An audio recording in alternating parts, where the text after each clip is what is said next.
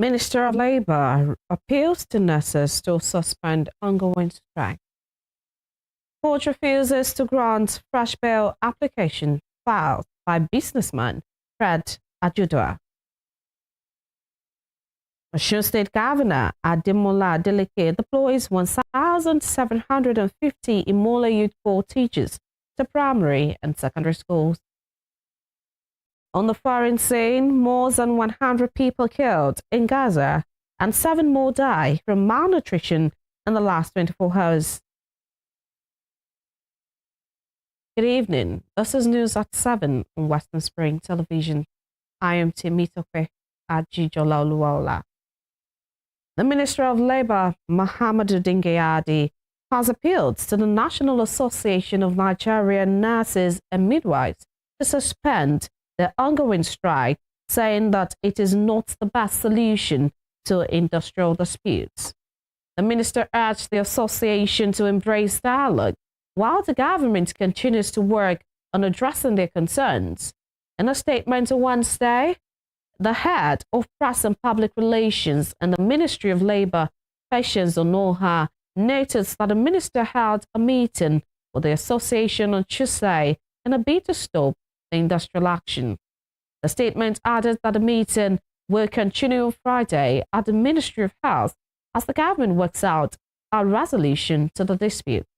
Despite holding a meeting with the Minister of Labour at the expiration its 15-day ultimatum issued on July 14, 2025, the union carried on with the industrial action on Wednesday. The union is demanding improved welfare, fair allowances, and better working conditions for nurses across federal health institutions. To judicial matters, the Special Offences Division of the Lagos High Court, sitting in Ikeja, has refused to grant fresh bail application filed by businessman Fred Ajudua. Through his counsel, Olalekan Ojo, Ajudua asked Justice Mojisola Dada to admit him to bail pending the determination of his trial. The counsel also told the court that his client, who was assisted to court by some medical personnel from the Lagos University Teaching Hospital, has a chronic kidney disease. Ojo asked the court to grant his client's bail to enable him to attend to his health challenges, noting that only the living can face trial. However, counsel to the EFCC, Seidu Ate, raised objections to the request for bail. In a ruling on the issue, Justice Dada held that she was inclined to await the outcome of the decision of the Supreme Court and to abide by the same. The case, which began in 2005 before Justice Morenike Obadina of the Lagos State High Court, Ikeja, encountered several delays owing to what many had described as legal technicalities employed at the time by the defendant. The Lagos High Court sitting in Ikeja has granted the former managing director of AMCON, Ahmed Kuru, permission to travel abroad for urgent medical treatment. Justice Mojisola Dada also ruled that the defendant's international passport be released to enable him to travel to London, United Kingdom, for treatment. Though the nature of the illness was not disclosed in court, counsel to the defendant, Oyinkan Badejo Kusanya, had told the judge that the expert application for her client be allowed to travel abroad disclosed facts that necessitated extreme urgency.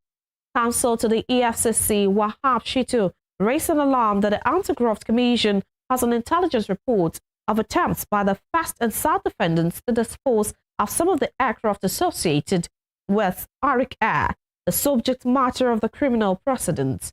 After hearing from all parties, the judge noted the concerns raised by the EFCC counsel, but declines to issue any restraining order to reserve the assets as the documents were exhibited before the court to warrant the granting of such orders.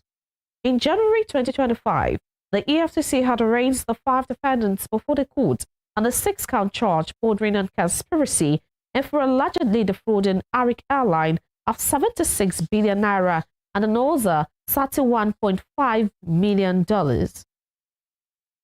The Court of Appeal sitting in Owerri, the Imo State capital, has affirmed the conviction and 1-year jail term handed to former Commissioner for Transport, Lasbury Okafo Anyanwu, who served under the Rochas Okorocha-led administration.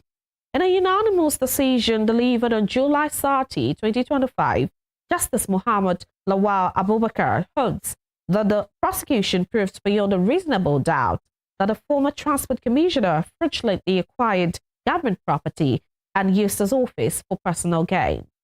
Okafo Anyanwu was earlier convicted by the Imo State High Court on March 14, 2023, on a 3-count charge bordering on fraudulent acquisition of property and abuse of office.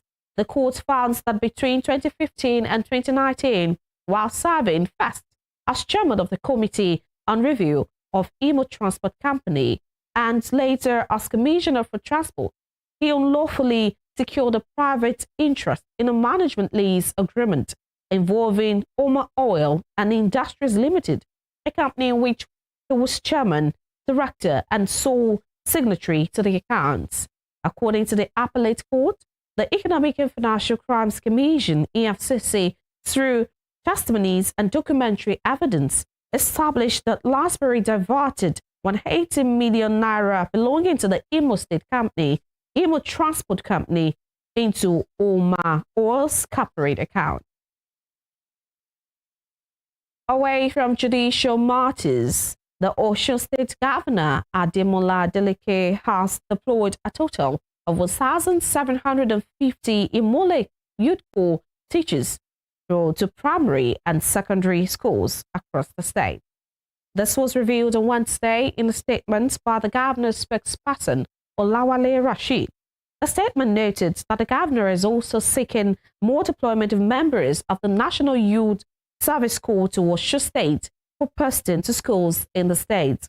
According to Mr. Olawale, these measures are to stop gap actions to address personnel shortage in some schools and to prepare ground for the expansion of teaching personnel in critical subject areas.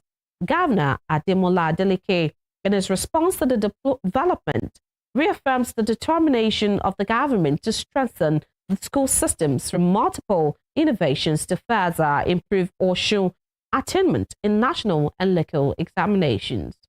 The deployment of Imole Youth Corps Teachers to schools as coming after the state government had promised to recruit 5,000 teachers and 250 education officers in February 2024 to fill the existing vacancies in the teaching service in the state. Business at the new Orisun Barre in Osogbo, the Osun State capital, has been at a halt following a power cut that has left the shopping complex in blackout for 3 months now. Business owners lament zero sales, while some traders have even moved out of their shops. Ibadan Electricity Distribution Company IBEDC accused the traders of meter tampering, which has been vehemently denied. While all interventions proved abortive, business owners bear the brunt.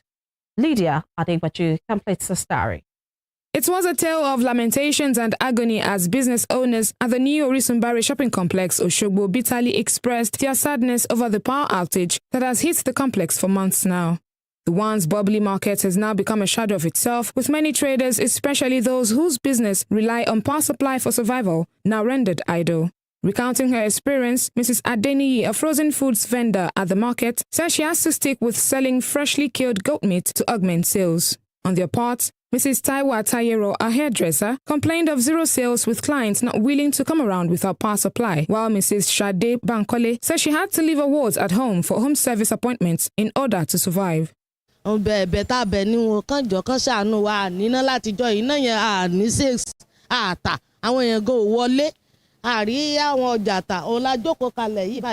ọrọ̀ ajé ó ti bàjẹ́ o, àárọ̀ jàtà ẹ̀ náà wo gbogbo ọjà bó ṣe rí, ibi kálukú ṣáà ń já mọ́ra wọn náà ni èrògùn ọ̀wọ́ náà ọjà mọ́ láti gbà náà ti lọ.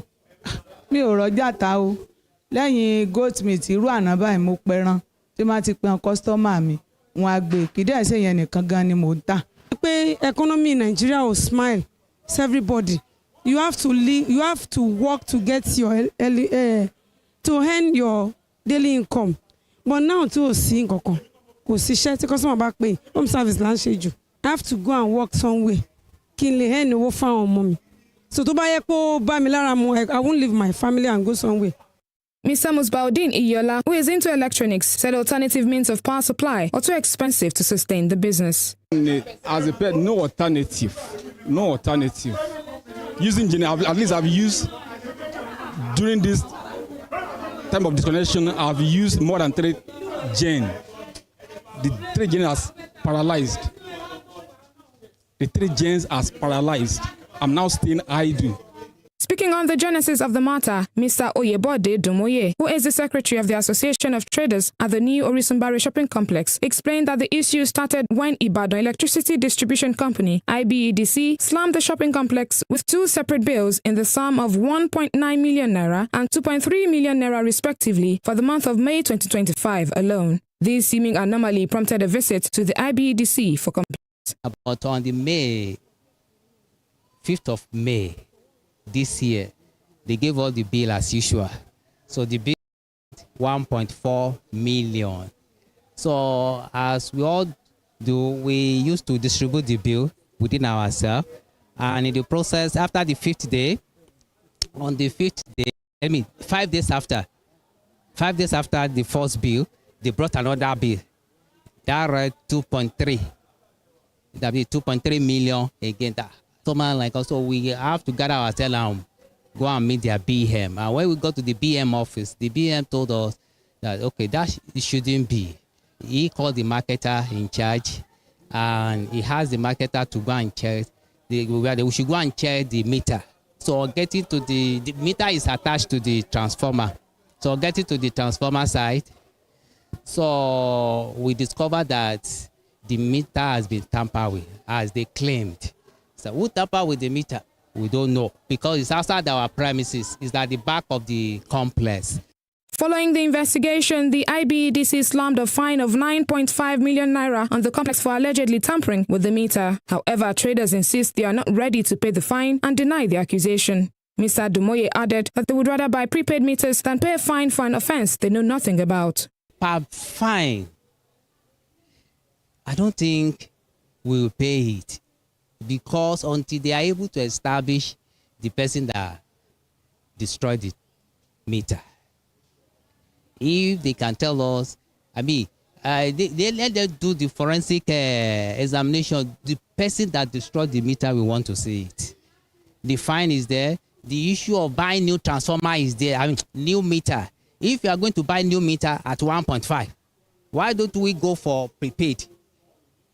So they said they can't give up prepaid. So and you want us to buy new meter at 1.5 and a prepaid, I think it's around 100 or 150. Meanwhile, speaking to these accusations and counter-accusations, the public relations officer of the IBEDC, Mrs. Kikelomo, vehemently denied outrageous billing by the company and insists that the issuance of the fine was in line with regulatory rules. The disconnection of the electricity supply to the market was followed by confirmation of energy theft through meter tampering.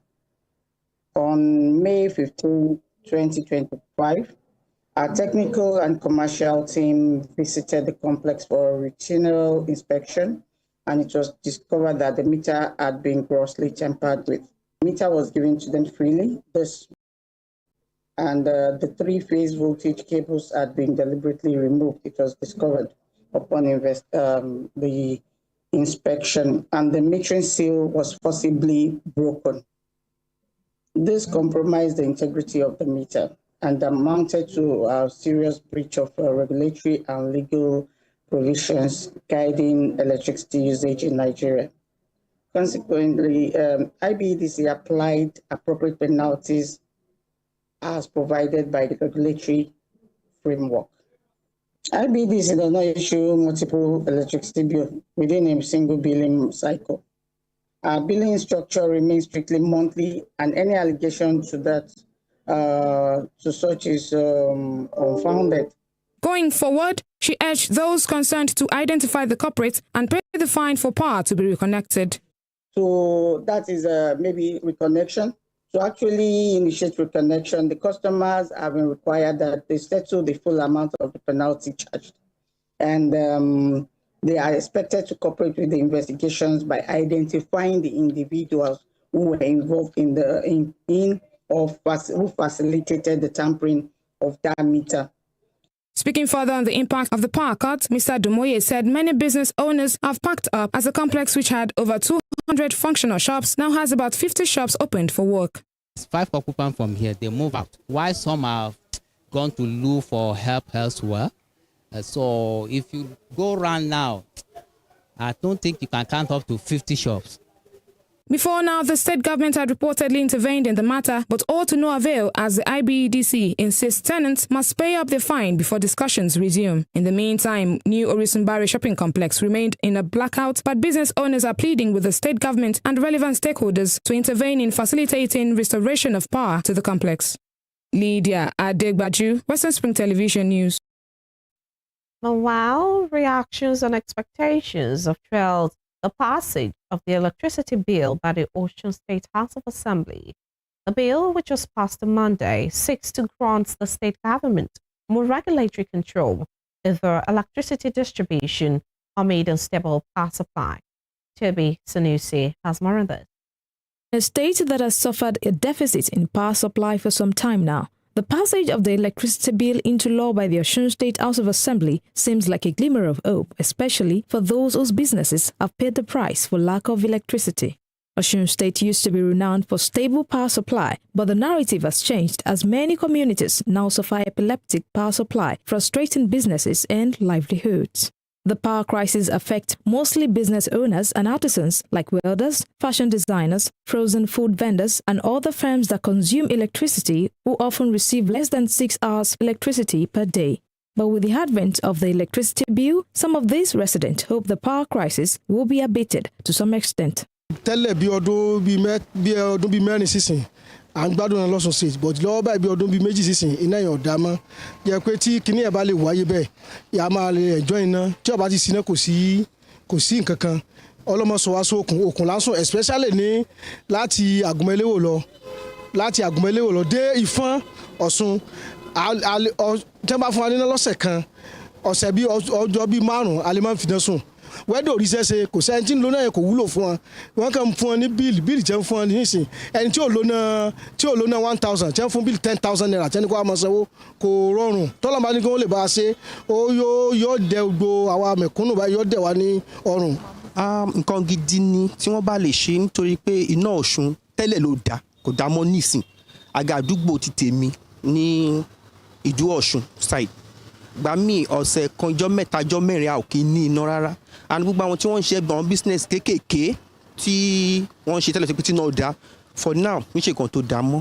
Victoria Adefuminiyi, a businesswoman in Oshogbo, the Osun State capital, wants the bill to address the power crisis in the state and in turn resuscitate businesses. Before kí ló pé náà yẹn ní fọ́ọ̀tì gan náà yẹn ò dára rárá tó máa mú náà yẹn wá bẹ́ẹ̀ yí pé kàkàn fi ṣáàjì fún láàrin wákàtí kan kankan tún pa fún wa ni so àwọn èèyàn ń sọ́fà iná yẹn gan àìrọ̀ wọn kàn jọ torí nígbà mi àwọn fi ti ń gbọ́rọ̀ ni a kàn gbọ́ ni kò ní sí nǹkan tó máa ṣe lé lórí mọ́ kàn jọ má dẹ̀ ṣe ń gbóná wá ń dùn pé nǹkan tó ń ṣe yìí fáwọn sínú wa ti ń dùn kó má yẹ pé àkàn gbọ́ ni àkàn fetí gbọ́ kó má yẹ pé àkàn gbọ́ ó kàn dà lọ bẹ́ẹ̀ yẹn bí afẹ́fẹ́. When signed into law by the Osun State Governor Ademola Adeleke, the bill will see to the establishment of a state electricity regulatory commission that will oversee issues related to electricity in the state, while also paving the way for renewable energy in the state. While speaking in an interview with Western Spring Television News, the governor's spokesman, Olawale Rashid, says the bill will provide alternative sources of energy in the state and attend to customers' grievances on power delivery. The commission will basically be doing the federal NERC, National Electricity Regulatory Commission, is doing. That is to say, one, attend to customers' grievances, also license power generators, people that want to go into renewable energy or independent power producing and all those. Part of the job of the commission is to license them. We want to also open up the sector for private investors, off-grid power generation, and it will also regulate relationship between those power generators and the electricity distributor. That's the Ibadan Disco. Mr. It also assured aggrieved residents of Osun State of regular power supply after the bill comes into effect. stressing that the Electricity Commission will ensure that the Ibadan Electricity Distribution Company, IBDC, provides adequate power supply. For this talking about now, the commission will ensure that there is power supply to the people, and people also paying their own part of the deal. The business will pick up, and the economic life of the state. That's exactly what this governor said in the press statement, that the economic life of Osun State will be boosted. Meanwhile, the electricity bill is expected to be given speedy assent by Governor Adeleke. The bill is in tandem with the Electricity Act 2023, which allows states to generate, transmit, and distribute power independently. It is also expected to boost the state economy and revive crippled businesses. Toby Sanusi, Western Spring Television News. The Oyo State government on Wednesday debunked allegations that it had replaced the car park at Bolaige International Business Complex, popularly known as Baggy Market, which new shops and extorted money from unsuspecting traders overnight. The State Commissioner for Investment, Trade, Cooperatives and Industry, Ademola Adeleke, disclosed this in a statement by the State Commissioner for Information and Orientation, Dr. Oyelade, in Ibadan, the state capital. His other claims as entirely false, mischievous, and an intentional misrepresentation of an ongoing well-planned redevelopment project. Adeleke explains that the Baggy Market redevelopment effort has been spearheaded in phases by the state government under the supervision of the ministry and close partnership with the market leadership and representatives of zonal traders associations. The commissioner said the portion of land being referred to was not an official car park, but an underutilized area prone to illegal vending and security risks. The Kwara state government has evacuated 94 street beggars from various parts of Ilorin, the state capital, with plans to prosecute and repatriate them after proper profiling. The beggars, made up of 43 females and 51 males, were arrested during a coordinated operation led by the new Commissioner of Social Welfare and Development, Mariam Imam. The exercise covered locations such as Gerialimi, Tanker Junction, Ofa Garage, Tipa Garage, and Zango, among others. Speaking during the exercise, Imam said the government had earlier carried out 2 similar repatriation efforts and warned that street begging would not be tolerated in the state. Moving on, Vice President Kashim Shettima has said the federal government has committed to improving the output of smallholder farmers with modern input and funding. Shettima, who disclosed this in a meeting with the president of the International Fund for Agricultural Development, Alvaro Lario, underscored the administration's resolve to empower farmers, especially youth and women, with access to finance and mechanization. The vice president also held high-level bilateral meetings with top executives of other key global food and development agencies, including the Director General of the Food and Agriculture Organization, Ko Jong-yu, and Executive Director of the World Food Program, Cindy McCain. In a meeting with the FAO-DG, Shettima sought the organization's partnership in reviving the Lake Chad region, enhancing oil farming, and supporting the Green Revolution project of the federal government. In a statement by Shettima's media aide, Stanley Nkwacha, Jong-yu praised the political will of the Tinubu administration, describing it as a clear demonstration of committed leadership to transform Nigeria's food systems. Now to security, the Katsina State Police Command has filed 2 separate kidnap attempts in Sabua local government area of the state, rescuing a total of 28 victims. In a statement issued on Wednesday, the command spokesperson, DSP Abubakar Sadiq, revealed that the first incident occurred on Tuesday at about 9:24 a.m. when a distress call was received from a Good Samaritan reporting that suspected bandits armed with dangerous weapons had blocked the Sabua Kaya Road at Inner Junction and abducted 14 individuals. According to the statement, all 14 victims were rescued unhurt, but the bandits shot and killed one Abba, a 27-year-old man from Funtua town and Funtua local government area. You're watching News at 7 on Western Spring Television. We will be right back after this break. And still to come, President Bola Tinubu has approved the appointment of DCG Olumode Adeyemi as the new substantive Controller General of the Federal Fire Service, effective August 14, 2025. We'll bring you more on this report when we return. Stay with us.